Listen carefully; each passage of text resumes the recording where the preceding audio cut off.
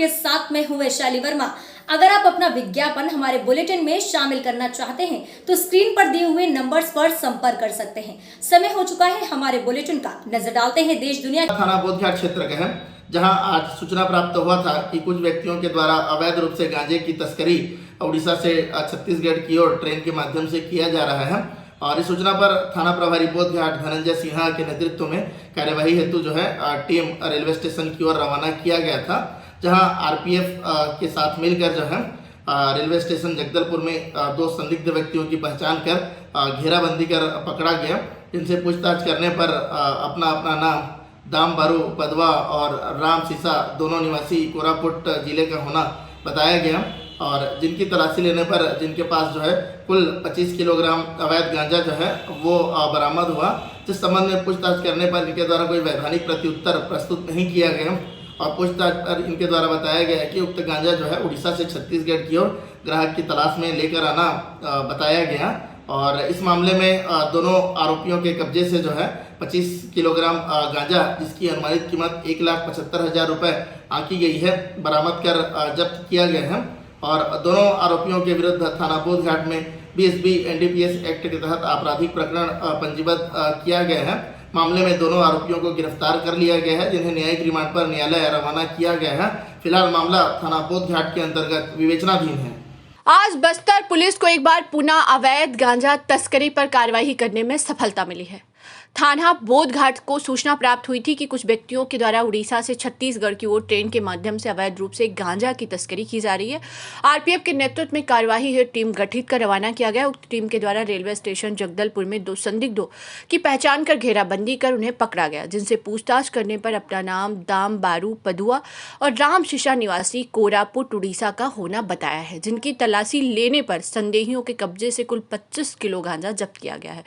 जब्त शुदा गांजा की अनुमानित कीमत 1,75,000 रुपये आकी गई है। मामले में आरोपियों के विरुद्ध धारा 20 का एनडीपीएस एक्ट के तहत अपराध पंजीबद्ध कर अनुसंधान में लिया गया है। दोनों आरोपियों को गिरफ्तार कर न्यायालय में प्रस्तुत किया गया है। ब्यूरो रिपोर्ट राजेश प्रसाद की, जगदलपुर से।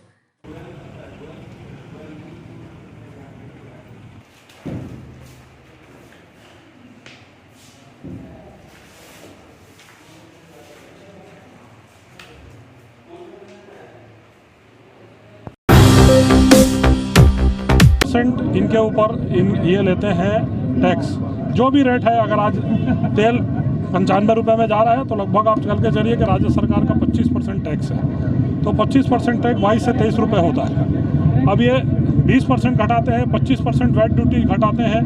जितना वैट ड्यूटी घटाएंगे उतना तेल घटेगा। एक और डीजल और पेट्रोल के ऊपर इन्होंने प्लस सेस भी रखा है। आप कहिए तो वो कागज़ आप मेरे फेसबुक से आप देख भी सकते हैं, मैंने डाला है। लोकसभा में जो जवाब दिया है, केंद्रीय पेट्रोलियम मंत्री ने जवाब दिया है और हर राज्य का उसमें डाटा है। और मैं जिम्मेदारी से कहना चाहता हूं कि उसमें सबसे ज़्यादा टैक्स अगर कोई वसूलती है तो यूपीए की सरकार वसूलती है। और उसके बाद एनडीए की गवर्नमेंटों ने रेट कम किया है और यूपीए की सरकारों ने कम नहीं किया है। आप अवलोकन के लिए देख सकते हैं। तो अगर ये 2 रुपये सेस कम करते हैं तो 2 रुपये ये घट गया, प्लस 20% 25% अगर करते हैं तो 5 से 8 रुपये रेट घटना चाहिए। रैक के माध्यम से रेत उत्तर प्रदेश जाने की तैयारी में, उसके लिए भी तैयारियां चल रही हैं रैक के लिए। और हम लोगों ने केंद्र सरकार को ये कहा है कि आप कोई भी रैक साइडिंग को कृपापूर्वक रेत के रैक के लिए ना दें, क्योंकि ऐसी कोई व्यवस्था छत्तीसगढ़ में रेलवे डिपार्टमेंट के पास नहीं है कि रेत रैक से चढ़ेगा। वो भी तैयारी है, उसके भी आवेदन रेत माफिया ने लगा के रखे हैं रेल का। आज पूरे छत्तीसगढ़ प्रदेश में 20 नवंबर को पूरे छत्तीसगढ़ प्रदेश में भारतीय जनता पार्टी के द्वारा प्रातः 11 बजे से लेकर दोपहर के 1 बजे तक 2 घंटे का चक्का जाम का कार्यक्रम पार्टी ने तय किया था। प्रदेश व्यापी कार्यक्रम है सभी जिला केंद्रों पर। इस कार्यक्रम का जो मुख्य रूप से हेतु और उद्देश्य है, पूरे देश में सभी राज्य सरकारों ने, जैसे ही केंद्र सरकार ने पेट्रोल और डीजल का रेट कम किया 10 रुपये से 13 रुपये तक, तुरंत ही देश के बहुत सारे राज्य सरकारों ने, प्रदेश सरकारों ने, जो राज्य द्वारा पेट्रोल डीजल पर वेट टैक्स लगाया जाता है, अधिभार लगाया जाता है, उस पर उन्होंने कमी की।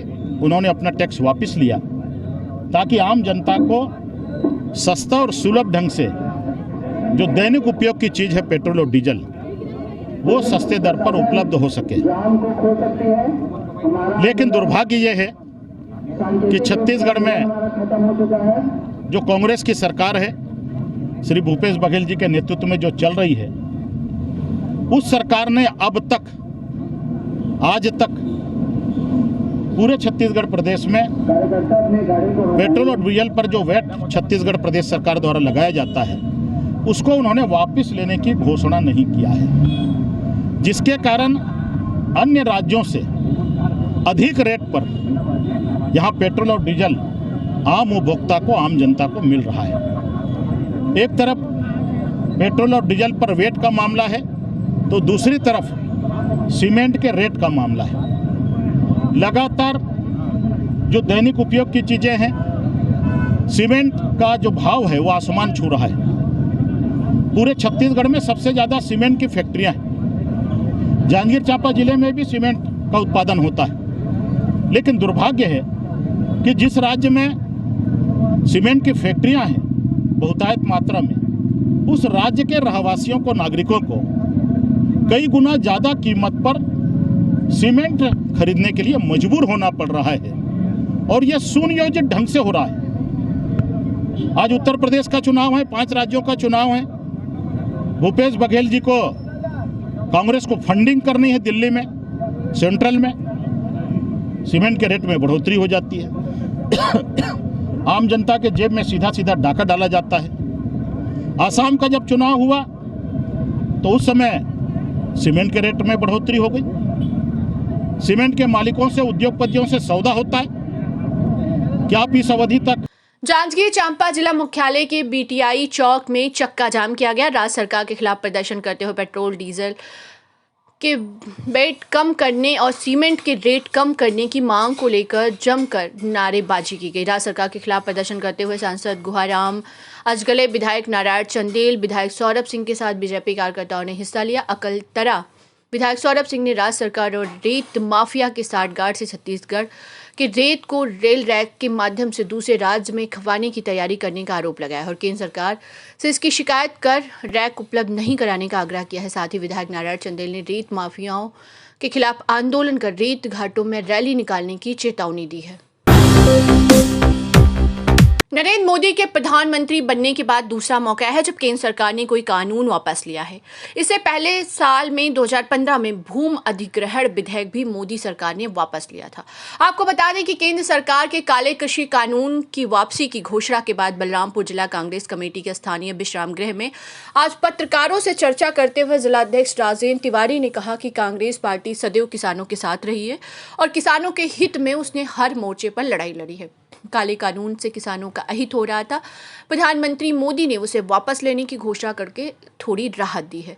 जिला कांग्रेस कमेटी के प्रवक्ता सुनील सिंह ने चर्चा करते हुए कहा कि विजय उत्सव मनाने के अलावा इस आंदोलन के दौरान जिन्होंने अपनी शहादत दी है उनकी याद में कैंडल जलाने का भी कार्यक्रम जिला स्तर पर किया जा रहा है। विभिन्न ब्लॉकों में भी कार्यक्रम आयोजित होंगे। किसानों के हित में तीनों कानून नहीं थे जिन्हें वापस लेने की घोषणा करने के बाद न केवल किसान बल्कि उससे जुड़े हुए समूचे सेक्टर के लोग उत्साहित हैं। काले कानूनों के बनाए जाने पर समूचा देश प्रभावित था। कृषक, उपज व्यापार और वाणिज्य संवर्धन, सरलीकरण कानून में इच्छानुरूप रूप उत्पाद बेचने की आजादी नहीं थी।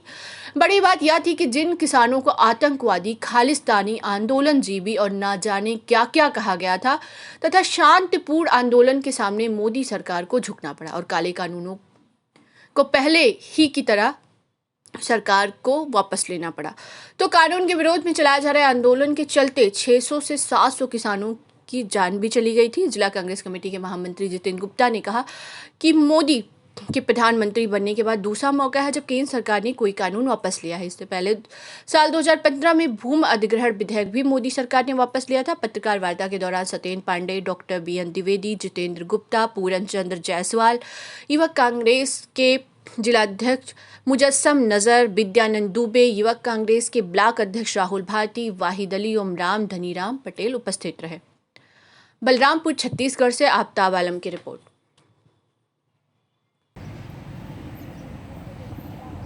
मोदी जी ने जो तीनों कानून, कृषि के तीनों कानून वापस लिए हैं, वो अभी विश्वास में किसानों के नहीं हो ले पाए हैं।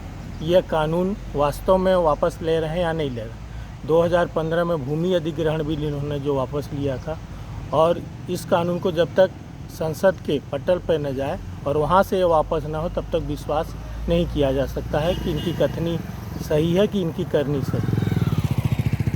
रखा गया था, किन मुद्दों के लेके रखा गया?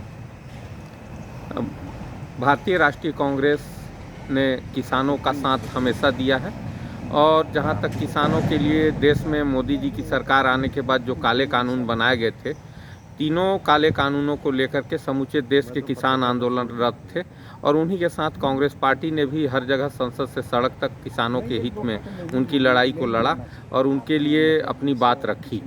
और आज जो हमारी ये जो आप सबों के साथ प्रेस वार्ता थी, ये इस प्रेस वार्ता का मकसद था, हम कांग्रेस के लोग आज विजय दिवस के रूप में मना रहे हैं, और आज का दिन जो है विजय दिवस के रूप में मनाने के पीछे मकसद ये है कि कल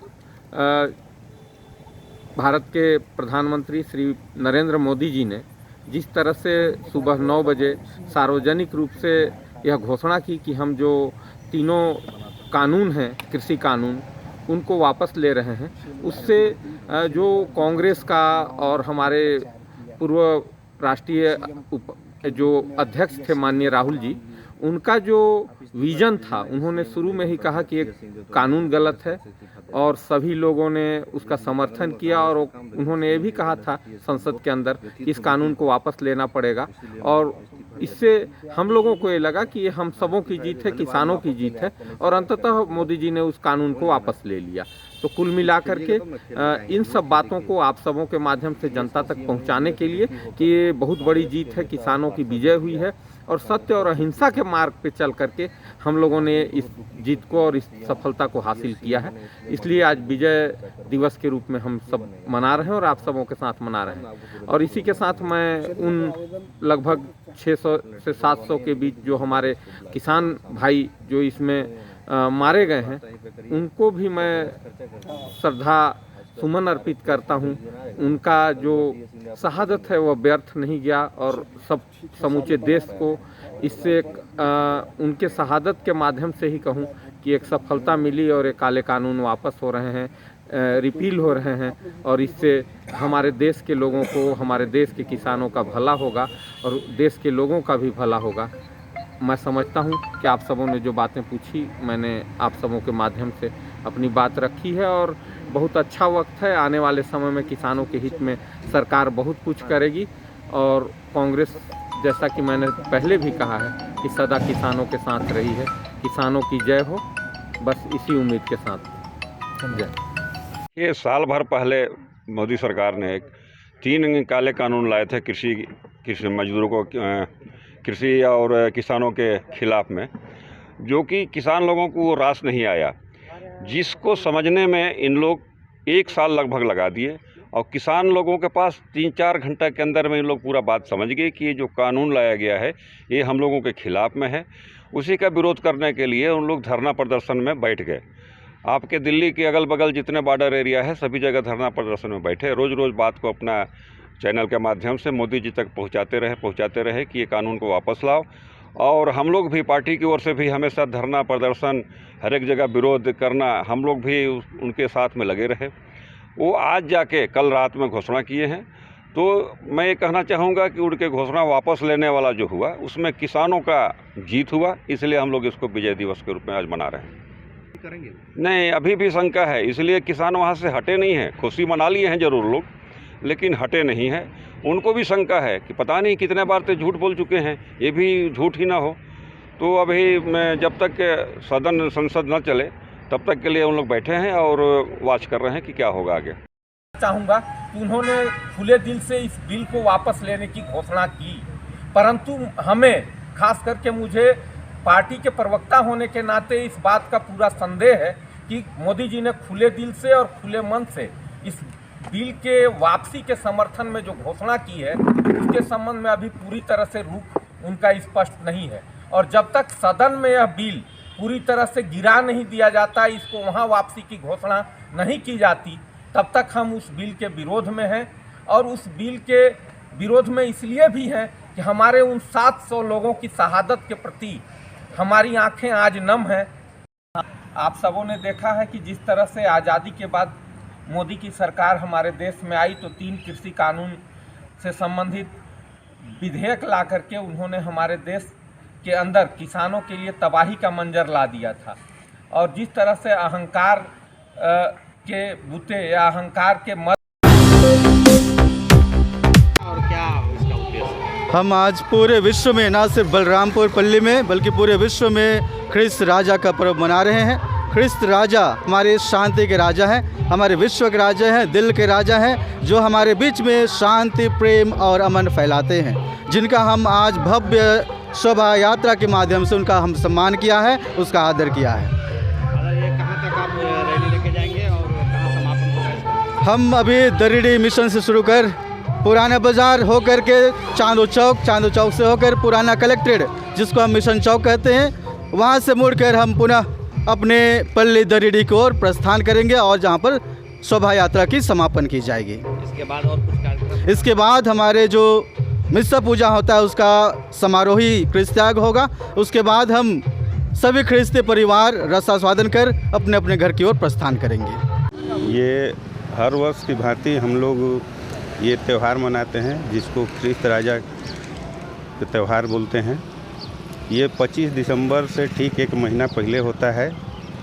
तो इसके लिए हम लोग पूरी तैयारी के साथ जुलूस निकालते हैं, जो हमारे बलरामपुर दरिडी के चर्च से शुरू होकर फिर मेन रोड से गुजरते हुए पुनः वहीं जाकर अंत होगा और वहाँ जो भी पूजा पाठ और आराधना किया जाएगा। इस जुलूस में क्या क्या तैयारी की है और क्या सजा है और क्या इसमें आपका क्या महत्व है? इसमें हमारे समाज के बच्चे, महिलाएं सभी लोग हैं और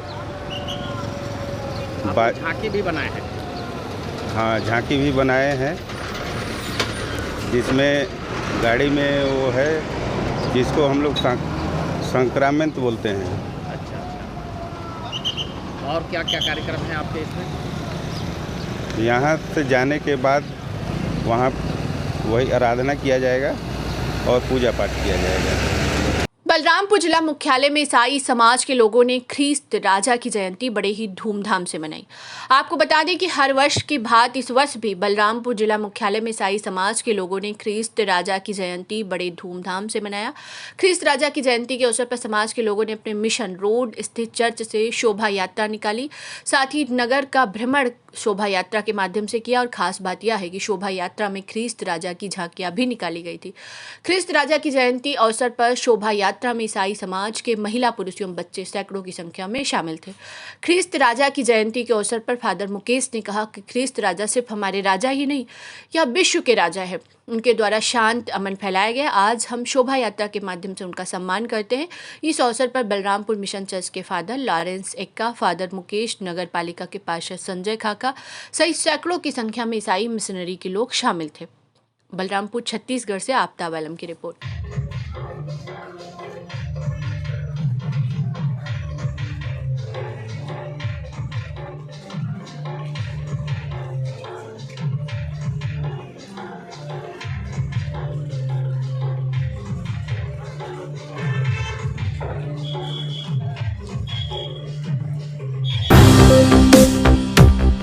किसान आंदोलन में शहीद किसानों को दी गई श्रद्धांजलि। कृषि कानून को लेकर काफी लंबे समय से चल रहे आंदोलन में शहीद हुए किसानों को शनिवार शाम पत्थल गांव में कांग्रेस कमेटी के कार्यकर्ताओं ने कैंडल मार्च निकालकर श्रद्धांजलि अर्पित की। कांग्रेस कार्यकर्ताओं ने पंचायती धर्मशाला से निकलकर बस स्टैंड स्थित जय स्तंभ चौक पहुंचकर सभी ने दिवंगत आत्माओं की शांति के लिए मौन धारण कर प्रार्थनाएं की। इस मौके पर गौ सेवा आयोग के सदस्य शेखर त्रिपाठी, कांग्रेस प्रदेश महामंत्री आरती सिंह, कुलवंत सिंह भाटिया, अतुल त्रिपाठी, निशामुद्दीन खान, बबलू तिवारी, अंकित शर्मा, गोलू, अशोक अग्रवाल, जनार्दन, पंकज, धर्मेंद्र साहू, संदीप अग्रवाल सहित अन्य कांग्रेसी कार्यकर्ता एवं पदाधिकारी उपस्थित रहे। जसपुर छत्तीसगढ़ से शहराज खान की रिपोर्ट।